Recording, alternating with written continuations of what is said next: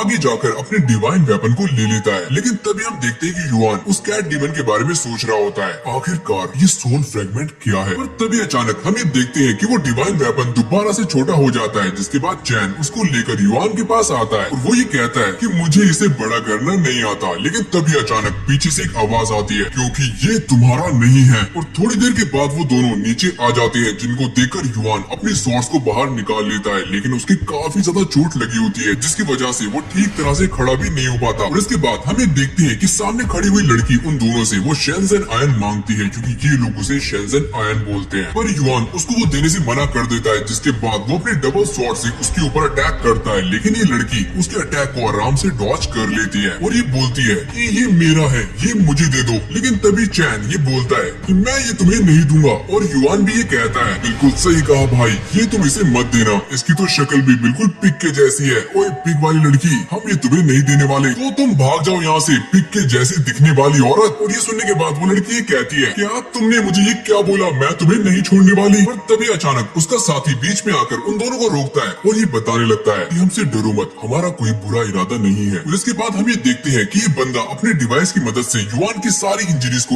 एक ही बार में ठीक कर देता है। और इसके बाद युआन उनसे ये पूछता है कि आखिरकार तुम्हें ये आयन क्यों चाहिए? जिस पर वो लड़की ये बताती है कि एंशिएंट टाइम से ये शेंजन आयन उन्हीं का है। जिसके बाद उन दोनों भाइयों को ये पहली बार पता लगता है कि इस चीज का नाम शेंजन आयन है। और वो दूसरा वाला बंदा इन दोनों भाइयों को ये बताने लगता है कि ये शेंजन आयन एक वेपन है जो कि गॉड ऑफ वॉर का है। और इसके बाद युआन उनसे ये पूछता है कि फिर तुम कौन हो? जिस पर वो बंदा ये बताता है कि हम दोनों फेरिक क्लैन से हैं और मेरा नाम है सारो और इसका नाम है जू जियाओबा, जिसे हम प्यार से जू भी बोलते हैं। और ये सुनने के बाद वो लड़की अपना मास्क उतार देती है और इसका चेहरा देखने के बाद वो दोनों भाई एक साथ ये बोलते हैं, अरे वाह तुम तो काफी क्यूट हो। और इसके बाद युआन ये पूछता है, पहले मुझे ये बताओ कि आखिरकार तुम्हें ये शेंजन आयन क्यों चाहिए? जिसके बाद सारो ये बताने लगता है कि हजारों साल पहले गॉड्स और डीमंस के बीच में एक युद्ध हुआ था, जहाँ पर डीमंस ने धोखे से गॉड ऑफ वॉर को मार दिया था और उनके मरने के बाद से ही ये शेंजन आयन गायब है। और इसके साथ साथ हमें 72 फ्रेगमेंट्स को ढूंढना है और उन्हें एक साथ लाना है, ताकि हम उस गार्डन को दोबारा से रिवाइव कर सके और इसके साथ वर्चुअल स्पेस और गॉड्स को बचा सके। और उन सारे फ्रेगमेंट्स को ढूंढने की चाबी चैन के हाथ में है और ये एक गॉड ऑफ वॉर का वेपन है जो कि उसके ट्रेस को आराम से सेंस कर सकता है। और ये सारी बातें सुनने के बाद युआन ये सोचता है, ये सोल फ्रेगमेंट वो कैट डीमन भी इसी की बात कर रहा था, लेकिन ये तो उस डीमन तक पहुंचने का जरिया है और ये मैं उन्हें नहीं दे सकता। और ये सारी बातें सोचने के बाद युआन ये कहता है, तुम्हारी कहानी काफी ज्यादा अच्छी थी, लेकिन मैं ये बात कैसे मानूं कि ये शेंजन आयन है और तुम सच बोल रहे हो? जिस पर सारो ये कहता है कि बुक ऑफ हेवंस के हिसाब से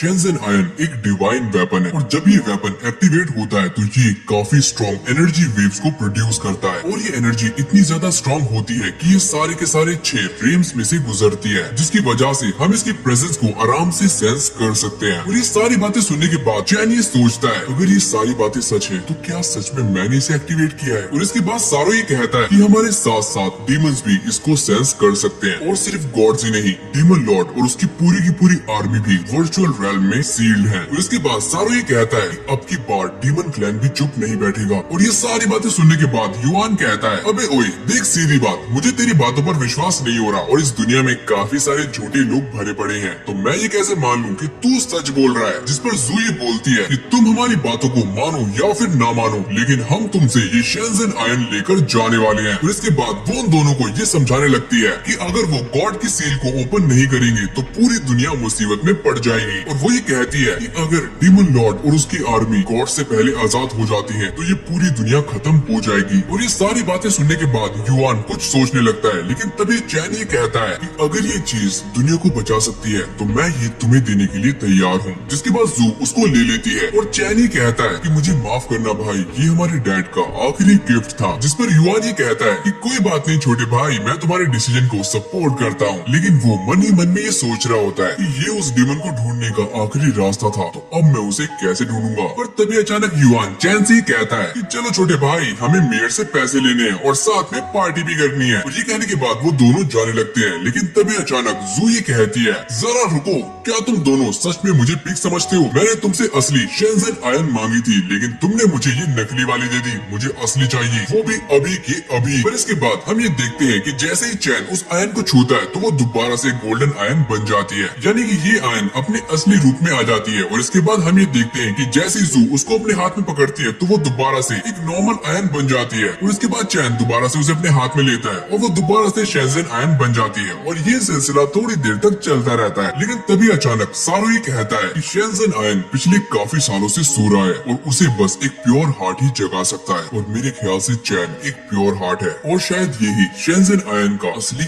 ऑनर है। और ये सुनने के बाद जू उसे भी अपने साथ चलने के लिए कहती है, लेकिन इस बार वो रिक्वेस्ट नहीं करती, सीधा धमकी देती है। और ये सारी बातें सुनने के बाद उन दोनों भाइयों के पास कोई दूसरा ऑप्शन नहीं बचता, इसीलिए वो उनकी बातों को मान जाते हैं। और तभी अचानक सारो अपने मैजिक से एक पोर्टल को समन करता है और इसके ऊपर सारा कुछ हिंदी में लिखा हुआ होता है। और इसके ऊपर हिंदी में क्या लिखा है ये आप मुझे नीचे कमेंट में जरूर से बताना। और जो भी सबसे पहले सही जवाब देगा उसके कमेंट को मैं लाइक और पिन दोनों करूंगा। और फिर देखते देखते वहाँ पर एक शिप आ जाती है जिसके अंदर ये सारे चले जाते हैं। और इसके बाद ये सारे सोल फ्रेगमेंट्स को ढूंढने के लिए आगे बढ़ते हैं और इनकी शिप भी ऑटो पायलट मोड पर चल रही होती है। और अगले सीन में हम ये देखते हैं कि ये दोनों भाई अंदर बैठकर खाने को ठूस रहे होते हैं, जिसको देखकर जू को काफी ज्यादा गुस्सा आता है। और वो ये कहती है ये तुम कैसे खा रहे हो, क्या तुमने कभी अपनी लाइफ में खाना नहीं देखा? जिस पर युआन ये कहता है कि तुम्हें इससे क्या दिक्कत है, अगर मैं अच्छे से नहीं खाऊंगा तो मैं तुम्हारी तरह पतला हो जाऊंगा। और ये सुनने के बाद जू काफी ज्यादा चिढ़ जाती है। और इसके बाद हमारा सीन पलटता है और हम एक लड़की को देखते हैं जो कि काफी ज्यादा इंजर्ड होती है और वो नीचे गिर जाती है। और तभी अचानक शिप का एआई ये बोलता है शायद कोई हमारे रास्ते में है। जिसके बाद शिप के इमरजेंसी ब्रेक्स लग जाते हैं और शिप सामने जाकर रुकती है और वो भी घूमते घूमते। जिसके बाद युआन शिप से बाहर आता है और वो ये देखता है कि सामने एक लड़की उससे हेल्प मांग रही होती है। और युआन भागकर उसके पास जाता है और उसकी हेल्प करता है। और ये लड़की सच में काफी ज्यादा इंजर्ड होती है। जिसके बाद युआन उसको लेकर शिप के अंदर जा रहा होता है, लेकिन तभी जू उसको ये कहती है कि तुम किसी को भी ऐसे अंदर लेकर नहीं जा सकते। जिस पर युआन ये कहता है कि तुम ऐसा कैसे कर सकती हो, तुम्हें दिख नहीं रहा कि ये तकलीफ में है? और एक सेकंड, क्या तुम्हें इससे जेलसी हो रही है क्योंकि इसका फिगर तुम्हारे फिगर से काफी ज्यादा अच्छा है, क्यों है ना? और फिर देखते देखते ये दोनों आपस में बहस करना शुरू कर देते हैं, लेकिन इसके बाद युआन उसको लेकर अंदर चला जाता है। जिसके बाद ये उसकी चोट पर पट्टी भी कर देते हैं, लेकिन तभी अचानक हम ये देखते हैं कि युआन उस लड़की पर लाइन मारने की कोशिश कर रहा होता है। ओहो सुंदरी, तुम कैसी हो, क्या तुम मेरे साथ घूमने चलोगी? जिसको देखकर जू ये बोलती है कि मेरे ख्याल से मुझे यहाँ से जाना चाहिए। और इसके बाद हम ये देखते हैं कि जू और युआन दोबारा से लड़ना शुरू कर देते हैं। और इसके बाद चैन उसके लिए पानी लेकर जाता है, लेकिन तभी सारो उससे ये पूछता है कि तुम्हें ये चोट कैसे लगी? जिस पर वो ये बताती है कि उसका सामना गुंडों से हुआ था जो कि उसे मारना चाहते थे, तो इसीलिए वो उनसे बचकर यहाँ पर भाग आई। और इसके बाद वो ये कहती है लेकिन मुझे काफी ज्यादा डर लग रहा है, अगर वो दोबारा से यहाँ पर आ गए तो। और ये सुनकर युआन कहता है कि आखिरकार उनकी हिम्मत कैसे हुई इतनी सुंदर लड़की को परेशान करने की, मैं उन्हें नहीं छोड़ूंगा। जिसके बाद चैन उसको शांत करने की कोशिश करने लगता है। जिसके बाद ये लड़की बताती है कि उसे डार्क वैली जाना है, लेकिन उसे गुंडों से डर लगता है। और ये सुनने के बाद युआन बोलता है अरे वाह, हम सब भी वहीं पर जा रहे हैं सोल फ्रेगमेंट को ढूंढने के लिए। और चैन ही कहता है कि हाँ, हम इसकी मदद से उनको ढूंढने वाले हैं, ये है शेंजन आयन। और ये सारी बातें सुनने के बाद जू काफी ज्यादा गुस्सा करने लगती है। जिसके बाद वो चैन से लड़की कहती है कि तुम्हें इस चीज के बारे में सबको नहीं बताना चाहिए, तुम्हें इसे छुपा कर रखना है। और ये सारी बातें सुनने के बाद ये लड़की एक इवल स्माइल देती है, जिसके बाद हम ये देखते हैं कि सारो सभी से कहता है कि हमें काफी टाइम हो चुका है, इसीलिए हमें अब आराम करना चाहिए। लेकिन इसके बाद हम दोबारा से युआन को देखते हैं जो कि अपनी हरकतों से बाज नहीं आ रहा होता, और इसके बाद वो उस लड़की का नाम पूछता है, जिसके बाद वो ये कहती है मेरा नाम जिंग है। और इसके बाद हमारा सीन पलटता है और हम ये देखते हैं कि ये सारे आराम से घोड़े बेचकर सो रहे होते हैं, और युआन भी एक मस्त सपना देख रहा होता है। और सपना देखते देखते ही वो चैन के गले में से उस शेंजन आयन को बाहर निकाल लेता है, और इसके बाद जिंग भी अपनी आंखें खोल लेती है। वो अपने हाथ को आगे करती है और उसके अंगूठी में से स्पाइडरमैन की तरह वेब निकलना शुरू हो जाता है, जिससे वो उस शेंजन आयन को लेने की कोशिश करती है। पर तभी अचानक चैन सोते सोते ही इस वेब को हटा देता है, जिसके बाद ये वेब युआन के ऊपर गिरता है और युआन के मेन पार्ट पर लग जाता है। जिसके बाद जिंग ही कहती है अरे यार ये बंदा कितना ज्यादा ठरकी है, ये कैसे कैसे सपने देख रहा है। पर तभी अचानक वहाँ पर एंट्री होती है सारू की, जो कि नंगा ही वहाँ पर आ जाता है, और अंदर आने के बाद वो ये बोलता है अभी ओए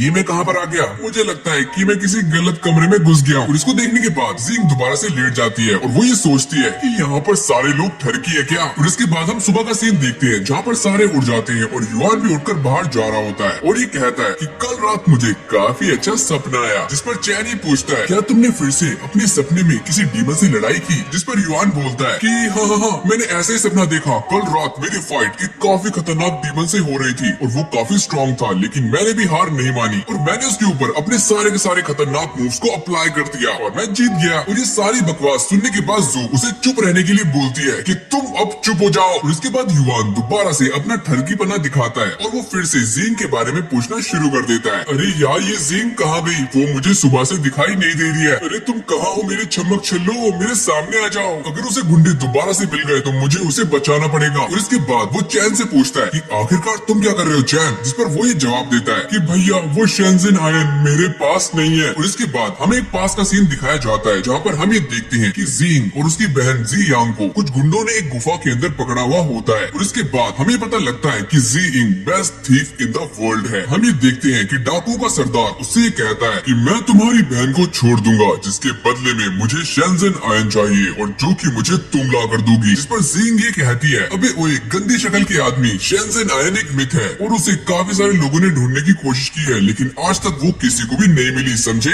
और तुम चाहती हो कि वो मैं तुम्हें ला कर दूं। अबे भैंसे कोई सपना देख रहा है क्या, तू अभी शेंजन आयन। जिसके बाद वो बंदा ही कहता है सुन रहे छोरी, शेंजन आयन असली है और वो पिछले 100 सालों से सो रहा था, इसलिए उसे कोई भी ढूंढ नहीं पाया था, लेकिन अब वो जाग चुका है क्योंकि ये सोल उसे सेंस कर पा रही है। और ये उन 72 फ्रेगमेंट्स में से एक है जो कि पूरी की पूरी वैली को तबाह करने की ताकत रखता है। और इसके बाद ये सरदार बोलता है कि मैं उस आयन को हासिल करके सारे डीमंस को अपने अंडर करना चाहता हूँ। जिसके बाद जिंग सोल की पावर देखने के बाद काफी ज्यादा घबरा जाती है और इसके बाद उसकी बहन ये बोलती है कि तुम्हें मेरे लिए ये सब करने की जरूरत नहीं है। पर तभी अचानक ये सूखा वाला रॉकस्टार उसके पास आता है और ये कहता है कि अगर तुम्हारी बहन ऐसा नहीं करेगी तो तुम्हारे साथ काफी कुछ गलत हो सकता है, तुम समझ रही हो ना। तू क्या काल पर पप्पी अभी एकदम मीठी वाली। और ये सारी बातें सुनने के बाद जिंग को काफी ज्यादा गुस्सा आने लगता है और वो ये बोलती है कि अगर तुमने मेरी बहन को हाथ लगाया तो मैं तुम सबको। और वो अपनी बात कंप्लीट कर ही रही होती है तभी सरदार ये बोलता है अगर तुम हमारे लिए वो शेंजन आयन लेकर आ जाओगी तो हम तुम्हारी बहन को कुछ भी नहीं करने वाले और उसे जाने देंगे। और इसके बाद हमारा सीन दोबारा से प्रेजेंट में आता है जहाँ पर हम ये देखते हैं कि वो सारे अपनी शिप को लेकर एक नई जगह पर पहुँच जाते हैं। जिसके बाद सारो ये बताता है कि हमें जो चाहिए वो हमें यहीं पर मिलने वाला है। और इसके बाद हम ये देखते हैं कि सारो उन सभी को लेकर स्पाइडर वेब केव की तरफ जाने लगता है और ये पूरी की पूरी जगह स्पाइडर के वेब की तरह होती है और जो भी इसके अंदर एक बार आता है वो यहाँ से निकल नहीं पाता। लेकिन सारो के पास एप्पल का 3rd कॉपी टैब होता है जिसके अंदर वो शेंजन आयन की लोकेशन को ट्रेस कर सकता था और वो जिस सोल को ढूंढ रहे होते हैं वो सोल इसी गुफा के अंदर होती है। और इसके बाद हमारा सीन दोबारा से जिंग की तरफ जाता है जहाँ पर वो शेंजन आयन को उस डाकू को दे देती है, जिसके बाद वो उसकी बहन को छोड़ देता है। जिसके बाद उसकी बहन ये कहती है कि ये सारी मेरी गलती है, ना मैं यहाँ पर आती और ना मैं पकड़ी जाती, ये सब मेरी वजह से हुआ है। जिस पर जिंग ये कहती है कि मैं तुम्हारे लिए कुछ भी कर सकती हूँ। और ये कहने के बाद वो दोनों बहनें यहाँ से जाने लगती हैं। लेकिन तभी अचानक डीमंस अपनी औकात दिखा देते हैं और उनका रास्ता रोक लेते हैं। जिसके बाद सरदार जी कहता है कि मैंने ये कहा था तुम्हारी बहन यहाँ से जा सकती है लेकिन तुम नहीं, तुम्हें यही रुकना होगा हमारे पास चमक छल्लो और हमें यहाँ पर तुम्हारे बिना मजा नहीं आएगा। पर तभी अचानक जिंग उसके हाथ को हटा देती है और उसके ऊपर अपने स्पाइडर वेब से अटैक करती है। जिसके बाद वो वेब को सरदार के पैर में लपेटकर उसे नीचे गिरा देती है और उससे शेंजन आयन ले लेती है। जिसके बाद वो सस्ता वाला रॉकस्टार उस पर अटैक करने के लिए आगे आता है, लेकिन तभी अचानक ज़िंग शेंजन आयन को एक्टिवेट होने के लिए कहती है और ये सुनने के बाद वो रॉकस्टार डर जाता है, लेकिन शेंजन आयन एक्टिवेट नहीं होती। और तभी अचानक ज़िंग अपने स्पाइडर वेब से उसके ऊपर अटैक करती है और इसी मौके का फायदा उठाकर ये दोनों बहनें वहाँ से भागना शुरू कर देती हैं। लेकिन तभी अचानक डाकुओं का सरदार उठ जाता है, जिसके बाद ये डीमन उन दोनों बहनों को पकड़ने के लिए आगे बढ़ते हैं। लेकिन तभी अचानक ज़िंग अपने स्पाइडर वेब का अटैक करती है, लेकिन सरदार उसके वेब को काट देता है और उन दोनों के ऊपर अटैक करता है। जिसके बाद ज़िंग की बहन नीचे गिर जाती है, जिस पर अटैक करने के लिए वो सस्ता वाला रॉकस्टार आगे आता है। लेकिन तभी अचानक ज़िंग उसके ऊपर अपने स्पाइडर वेब से अटैक करती है। लेकिन तभी अचानक हम ये देखते हैं कि डाकू का सरदार ज़िंग पर एक काफी खतरनाक अटैक करता है, लेकिन वो वहाँ से हट जाती है और बच जाती है। जिसके बाद वो दोबारा से अपने स्पाइडर वेब का इस्तेमाल करती है, लेकिन इस बार ये सरदार अपने खतरनाक रॉक अटैक का इस्तेमाल करता है। जिसके बाद ज़िंग इंजर्ड होकर नीचे गिर जाती है और वो अपनी बहन से ही बोलती है कि तुम यहाँ से भाग जाओ, मैं इन दोनों को संभाल लूंगी। पर तभी अचानक हम ये देखते हैं कि वो रॉकस्टार अपनी ताकत का इस्तेमाल करते हुए एक बैरियर बना देता है और इन दोनों बहनों को ट्रैप कर लेता है। और वो ये कहता है कि ये बैरियर काफी ज्यादा स्ट्रॉन्ग है और तुम चाहकर भी इसे तोड़ नहीं सकती। और इसके बाद हमारा सीन दोबारा से युआन पर शिफ्ट होता है, जहाँ पर ये सारे उस आयन को ढूंढने के लिए केव की तरफ बढ़ रहे होते हैं। और इसी के साथ हमारे इस एनिमे का ये वाला पार्ट यहीं पर एंड हो जाता है। अगर आपको ये वाली वीडियो अच्छी लगी हो तो वीडियो को लाइक करके चैनल को सब्सक्राइब जरूर से कर देना। और आपको ये एनिमे कैसी लगी मुझे नीचे कमेंट में जरूर से बताना। बाकी आप हमसे बात करने के लिए हमें इंस्टाग्राम और टेलीग्राम दोनों पर ज्वाइन कर सकते हो, सभी के लिंक्स नीचे डिस्क्रिप्शन में है। और अगर आप हमारे चैनल पे न्यू हो तो आप जाकर हमारे चैनल को एक बार जरूर से विजिट कर सकते हो, जहाँ पर आपको ऐसी ही कमाल की एनिमे वीडियोस मिलने वाली है, जिनको देखकर आपको काफी मजा आएगा। बाकी मैं मिलता हूँ आपसे नेक्स्ट वीडियो में, तब तक के लिए okay, take care, good bye.